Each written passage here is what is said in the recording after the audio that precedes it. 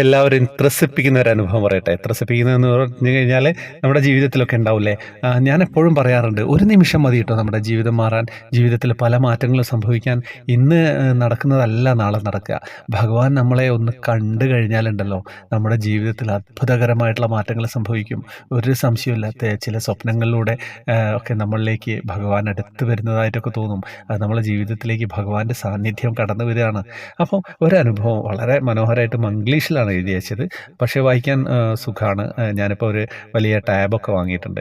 അതുകൊണ്ട് എൻ്റെ കണ്ണിൻ്റെ പ്രശ്നങ്ങളൊക്കെ ഉണ്ടായിരുന്നു. അതുകൊണ്ട് വായിക്കാനുള്ള ചെറിയ അക്ഷരമൊക്കെ ബുദ്ധിമുട്ടായിരുന്നു.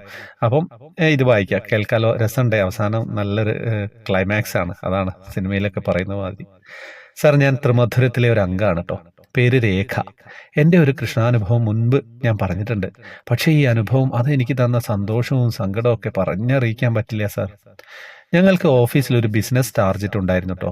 28/11/2025 ഒരാൾ 50,000 രൂപ പ്രീമിയം ടാർജറ്റ് തികയ്ക്കണമെന്ന്. എല്ലാവരും അതിനുള്ള ഓട്ടപ്പാച്ചിലായിരുന്നു.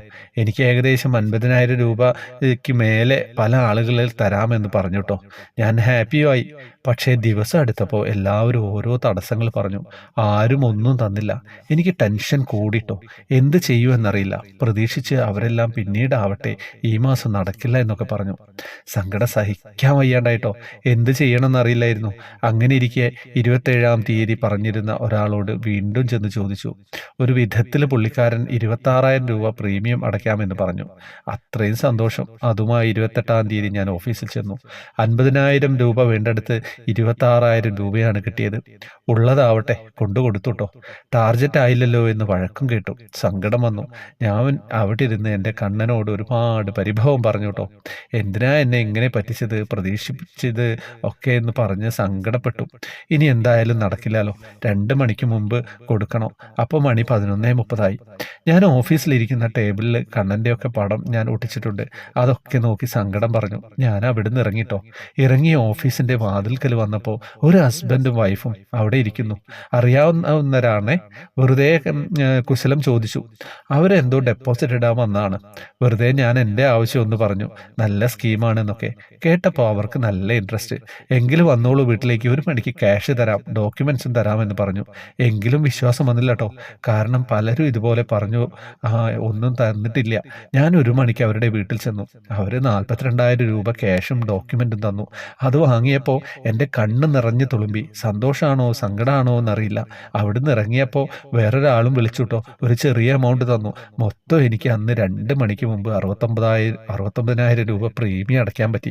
50,000 ടാർജറ്റ് കഴിഞ്ഞു. 69,000-ൽ വന്നു നിന്നു. ഓഫീസിൽ ടോപ്പറുമായി. എനിക്ക് ആ സമയത്ത് അവരെ കൊണ്ട് തന്നത് എൻ്റെ കണ്ണനല്ലാതെ മറ്റാരാണ്? എൻ്റെ കണ്ണൻ തന്നെയാണ് എന്നെ ഒന്നാമത് ആക്കിയത്. അതെല്ലാം സത്യമാണ്. എൻ്റെ കണ്ണൻ തന്നെയാണ്. സത്യം പറഞ്ഞു കഴിഞ്ഞാൽ കേൾക്കുമ്പോൾ നമുക്കൊരു സന്തോഷവും സങ്കടവും ഒക്കെ വരൂലേ. എന്താണ് നമ്മൾ സങ്കടപ്പെട്ടിരിക്കുമ്പോൾ കണ്ണൻ്റെ ഒരു തലോടൽ. ഞാൻ പറഞ്ഞില്ലേ, ഒരു നിമിഷം മതി. ആ ഒരു 11:30, 12:30, 1:30 ആ ഒരു നിമിഷത്തിനുള്ളിൽ 42,000 രൂപയും പിന്നെ അതും കഴിഞ്ഞ് 69,000-ലേക്ക് എത്തിക്കാൻ അത് ഭഗവാന്റെ ആ ഒരു സാന്നിധ്യം കൊണ്ട് മാത്രമല്ലേ പറ്റുള്ളൂ. എന്താണെന്ന് വെച്ച് കഴിഞ്ഞാൽ പലരും മനസ്സിൽ കൊണ്ട് നടക്കുക ഭഗവാനെ. ഓഫീസിൽ മേശമുകളിലും നമ്മുടെ പേഴ്സിലും മനസ്സിനുള്ളിലും ഒക്കെ ഭഗവാനെ, കണ്ണനെ അങ്ങനെ കൊണ്ട് നടക്കുക. പിന്നെ കണ്ണനെ നമ്മളെ ഒഴിവാക്കാൻ പറ്റില്ല, അതൊരു സംശയമില്ല. പക്ഷേ നമ്മൾ ചേർത്ത് പിടിക്കണം, സ്നേഹത്തോടെ ചേർത്ത് പിടിക്കണം. എത്ര നല്ലൊരു അനുഭവമായിരുന്നു. രേഖ ചേച്ചി സന്തോഷം. ഇത് വായിച്ചപ്പോൾ നല്ലൊരു സുഖം തോന്നി. എന്താണെന്ന് വെച്ച് കഴിഞ്ഞാൽ പലരും സാമ്പത്തിക ബുദ്ധിമുട്ടുകളൊക്കെ അനുഭവിക്കുന്നവരൊക്കെ ഉണ്ട്. എല്ലാവരിലേക്കും അങ്ങനെ ഭഗവാന്റെ ഒരു തിരനോട്ടം എത്തട്ടെ എന്ന് പ്രാർത്ഥിക്കുകയാണ്. അങ്ങനെയാകുമ്പോൾ മഹാലക്ഷ്മി അല്ലേ കൂടെ ഉണ്ടാവുക. പിന്നെ ഒന്നും നോക്കാനില്ല. സാമ്പത്തിക പ്രശ്നങ്ങൾ മാറിയാൽ തന്നെ പലരുടെയും ഒരു 70% പ്രശ്നങ്ങൾ മാറൂല്ലേ, ഉറപ്പല്ലേ.